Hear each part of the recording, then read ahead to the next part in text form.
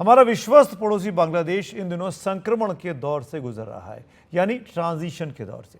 शेख हसीना सरकार के तख्ता पलट के बाद भी बांग्लादेश के कई इलाकों में हिंसा खत्म होने में नहीं आ रही, और ये बांग्लादेश के अंतरिम प्रधानमंत्री, नोबेल पुरस्कार विजेता शांति के लिए मोहम्मद यूनुस के सामने एक बड़ी चुनौती के तौर पर आई है।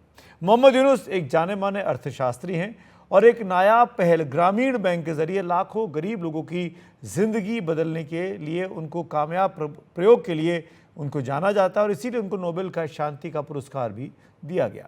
सवाल यह है कि ये शांति दूत बांग्लादेश में कब तक शांति बहाल कर पाएंगे, वो भी ऐसे समय में जब वहाँ पर कई जगहों पर अल्पसंख्यकों और ख़ास तौर पर हिंदुओं को इस हिंसा का निशाना बनाया जा रहा है। ये मामला कितना गंभीर है, इसके लिए आपको ये तस्वीरें देखनी चाहिए। ये तस्वीरें बांग्लादेश की राजधानी ढाका की हैं, जहां अल्पसंख्यक समुदाय, विशेष रूप से हिंदू समुदाय की भारी भीड़ सरकार से मांग करने के लिए सड़कों पर उतर आई है कि उन्हें हिंसा से बचाया जाए। ये तस्वीरें आज की हैं जो बता रही हैं कि शेख हसीना के तख्ता पलट के बाद हुई हिंसा में कोई तो है जो जानबूझकर हिंदू समुदाय को निशाना बना रहा है। क्या छात्रों के यह आंदोलन कुछ ऐसी ताकतों के हाथ में चला गया है जो इस बहाने अपने कट्टरपंथी एजेंडा पर अमल कर रही है? क्या ऐसी ताकतों को भारत विरोधी ताकतों का समर्थन मिल रहा है?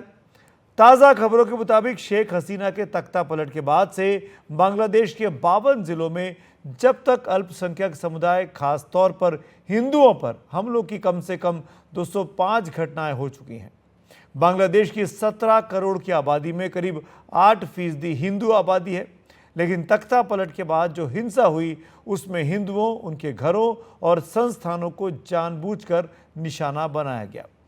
हालांकि इस तरह की भी खबरें आई कि कई जगहों पर आंदोलन में शामिल छात्रों और मुस्लिम समुदाय के लोगों ने हिंदुओं के साथ मिलकर हिंदुओं के घरों और उनके मोहल्लों की सुरक्षा की, उसकी जिम्मेदारी उठाई, वहाँ पर पहरा दिया।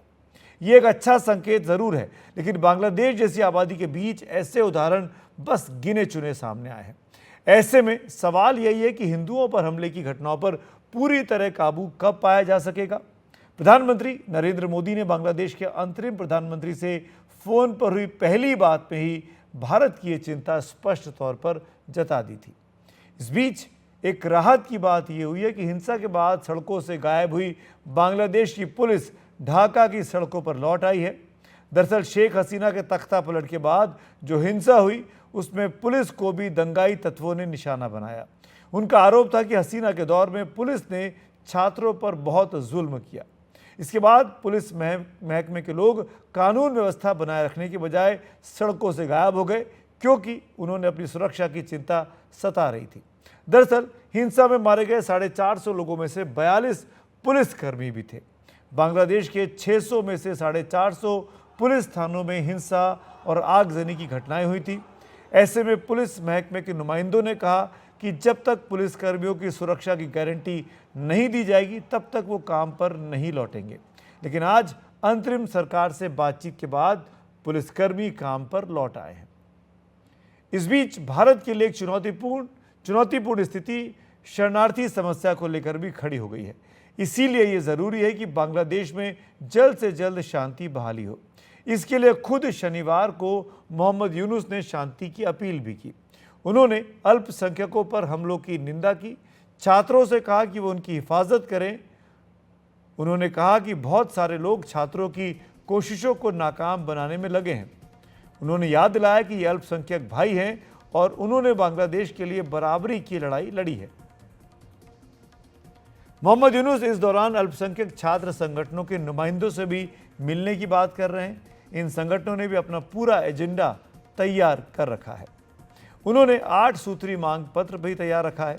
इनमें अल्पसंख्यक अधिकारों के लिए अलग कानून बनाने की मांग है।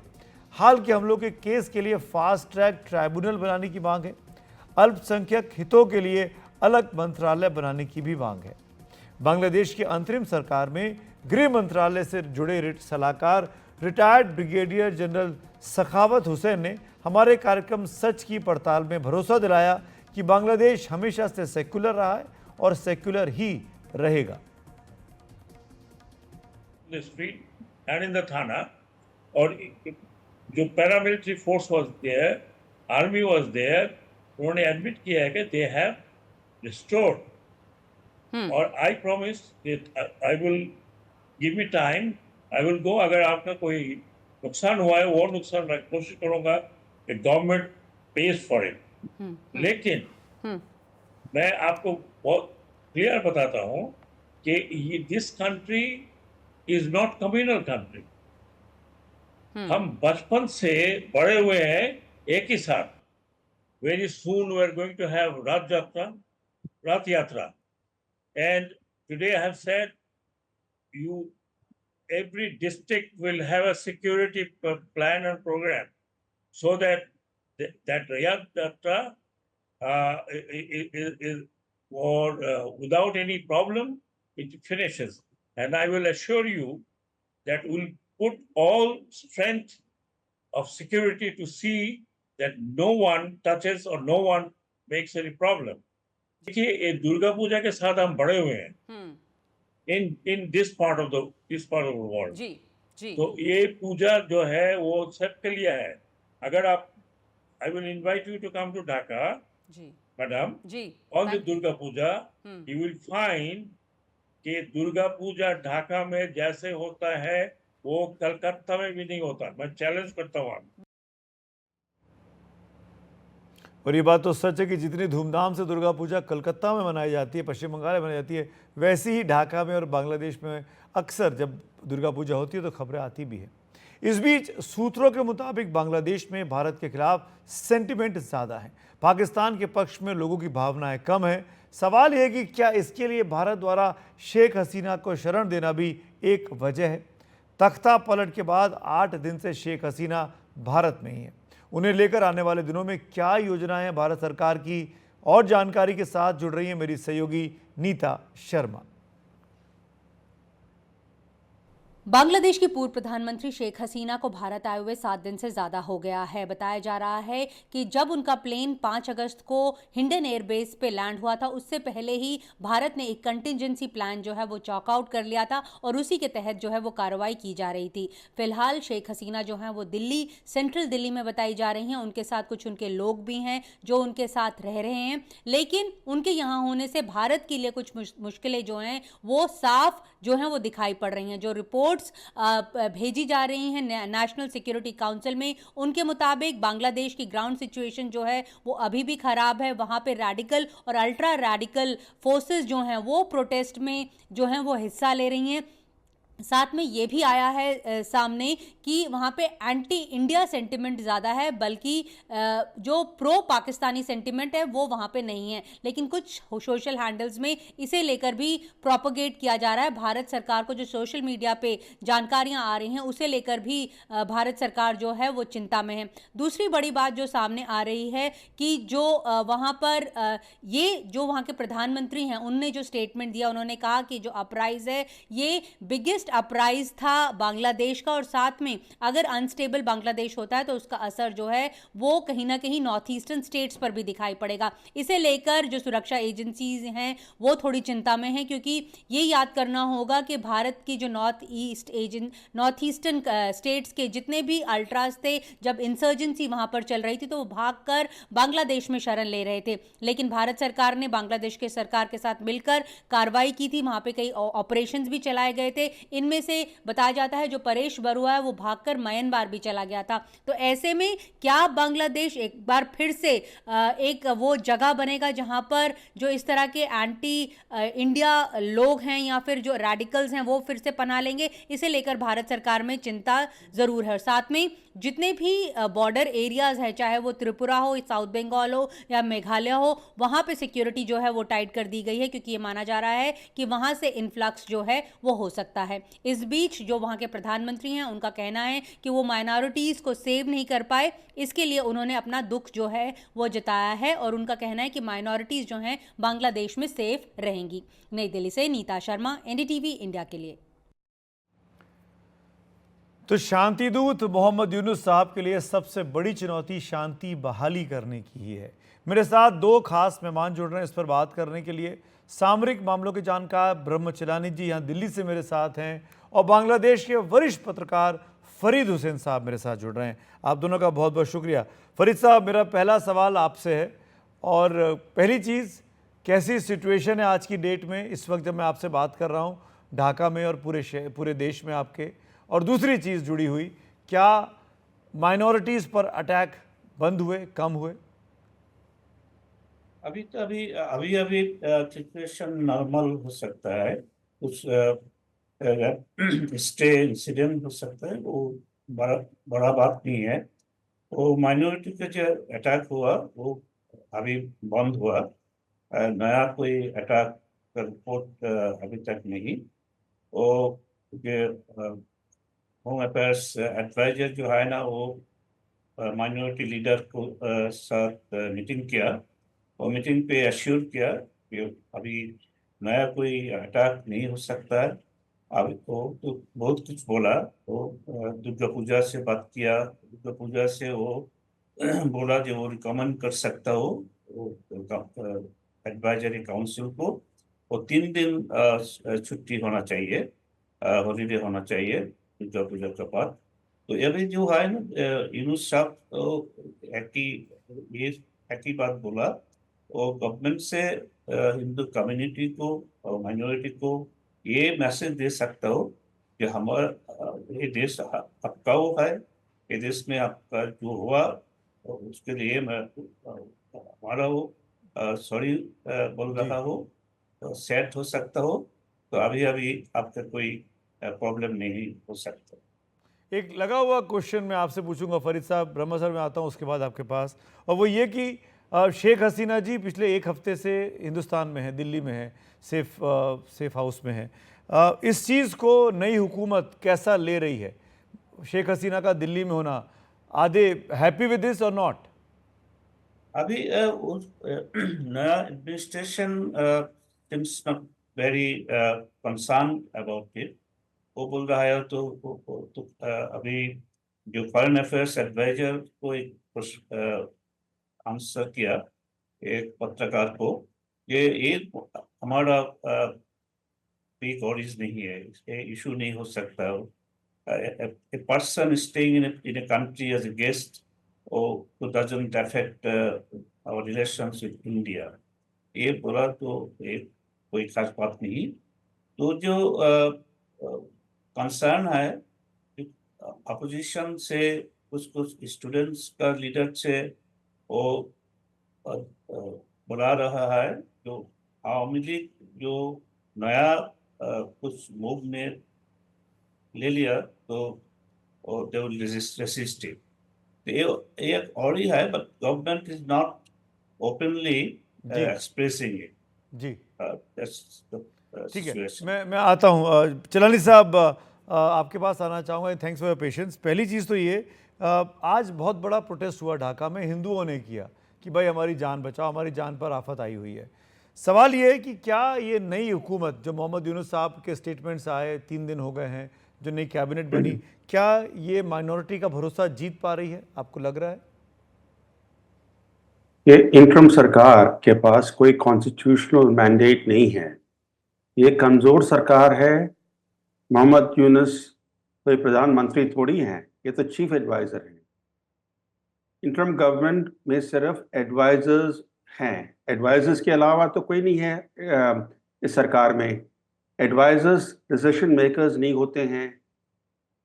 और किसको एडवाइस कर रहे हैं ये लोग? क्योंकि प्रेसिडेंट जो है, बांग्लादेश का प्रेसिडेंट, वो तो उनके पास तो कोई कॉन्स्टिट्यूशनल पावर नहीं है। प्रेसिडेंट तो एक सेरेमोनियल पोस्ट है बांग्लादेश में। असलियत ये है कि मेन पावर आर्मी के पास है, और इस समय क्रैकडाउन चल रहे हैं, पर्जेस चल रहे हैं बांग्लादेश में। जिस तरह से चीफ जस्टिस, कंट्री का चीफ जस्टिस और सुप्रीम कोर्ट के सबसे 5 सीनियर मोस्ट जजेस को फोर्स किया गया कि आप रिजाइन कीजिए, धमकी देके। जी। अब इतना फियर, इतनी अनसर्टेनिटी है बांग्लादेश में। यूनिवर्सिटीज के वाइस चांसलर्स को निकाला गया, सेंट्रल बैंक के गवर्नर को निकाल दिया गया। तो इस स्थिति में आर्मी के जो अपने एक्सेसेस हैं, जिस तरह से गोपालगंज एक डिस्ट्रिक्ट है ढाका के सामने, जो शेख हसीना का होम डिस्ट्रिक्ट है, जहाँ पर हिंदुओं की संख्या काफ़ी है, वहाँ पर अत्याचार, आर्मी का अत्याचार हिंदूज के खिलाफ कई दिन से हो रहा है। तो आप देखिए कि जब सत्ता, असली सत्ता आर्मी के पास है और आर्मी इस तरह जी की कार्रवाई कर रही है, तो हिंदूज कैसे सेफ फील करेंगे?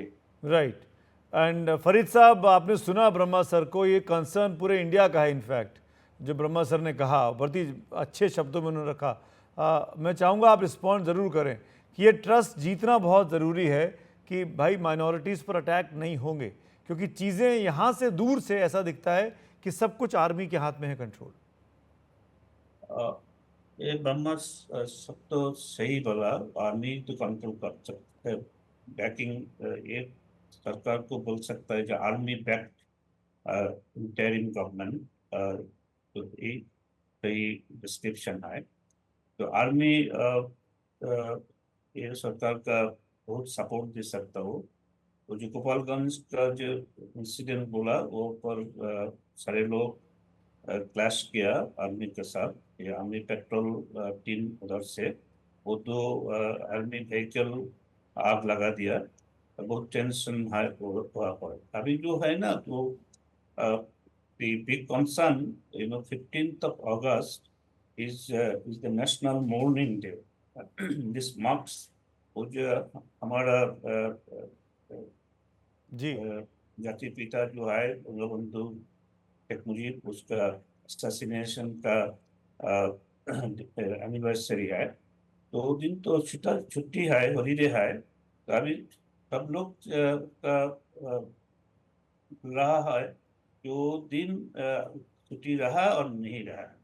ये तो स्टूडेंट जो है ना, उसको तो they are actually dominating this G agenda. कुछ लोग बहुत स्थित पे है। अभी ब्रह्मा जी जो बोला, जो सुप्रीम कोर्ट का चीफ जस्टिस, जो जी जस्टिस का they are pressuring the government. ये जो होम अफेयर्स एडवाइजर है, वो लोग एक बात बोला आज, जी the Army League is, if they want, they can reorganize again.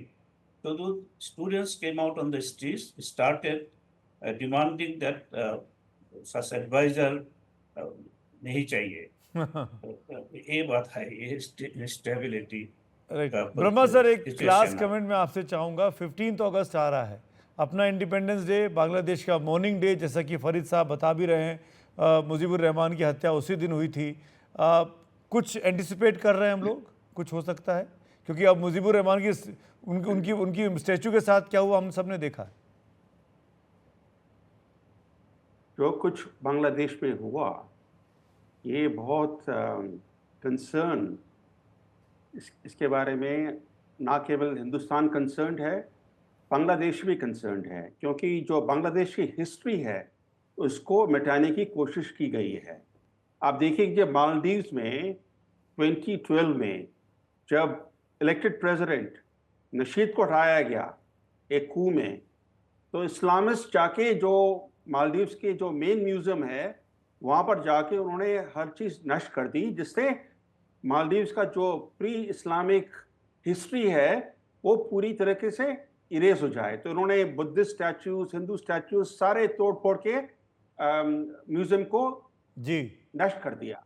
उसी तरह से जिस दिन शेख हसीना सत्ता से हटके भारत आई, उस दिन इस्लामिस्ट जाके बंग बंधु मेमोरियल म्यूजियम जाके उन्होंने उसको नष्ट कर दिया, उसको पूरा वहाँ पर आग लगा दी। बांग्लादेश की जो हिस्ट्री है, जो जी। लिबरेशन स्ट्रगल, जो बांग्लादेश के जो स्टेटहुड सिंबल्स हैं, वो उन्होंने अटैक किए, नष्ट किए। और तो ये जो 15 अगस्त का जो मॉर्निंग डे बांग्लादेश में, जी ये जो सारे इवेंट्स हुए हैं रिसेंट डेज में, तो ये किस तरह की मॉर्निंग होगी 15 अगस्त को? क्योंकि जिस तरह से बांग्लादेश के आइडेंटिटी पर अटैक हुआ है, जिस तरह से बांग्लादेश की हिस्ट्री पर अटैक हुआ है, ये बहुत दुर्भाग्य की बात है। ये तो बांग्लादेश के लिए शर्म की बात है कि बांग्लादेश की हिस्ट्री को वाइप आउट करने की कोशिश की गई है। राइट, बड़े स्ट्रॉन्ग वर्डेड आपके रिएक्शन रहा। Thank you Brahma sir. Farid साहब शुक्रिया वक्त निकालने के लिए, जुड़ने के लिए। तो 15 अगस्त के लिए क्या कुछ होगा इस पर तो हमारी नज़र रहेगी, लेकिन कुल मिलाकर बांग्लादेश में जो कुछ हालात आज की तारीख में बने हुए हैं वो वाकई में हिंदुस्तान में बहुत चिंता पैदा करते हैं, क्योंकि दोनों मुल्कों के बीच बहुत अच्छे संबंध रहे हैं बीते इतने सालों से, और अचानक से पिछले एक हफ्ते में ऐसा हो गया कि बांग्लादेशियों के लिए हिंदुस्तान और हिंदुस्तान के लोग इस वक्त उनके निशाने पर हैं। वक्त हो रहा है खबरों की खबर में एक छोटे से ब्रेक का। ब्रेक के बाद लौटेंगे, कुछ और हैं खबरें, बने रहिए मेरे साथ।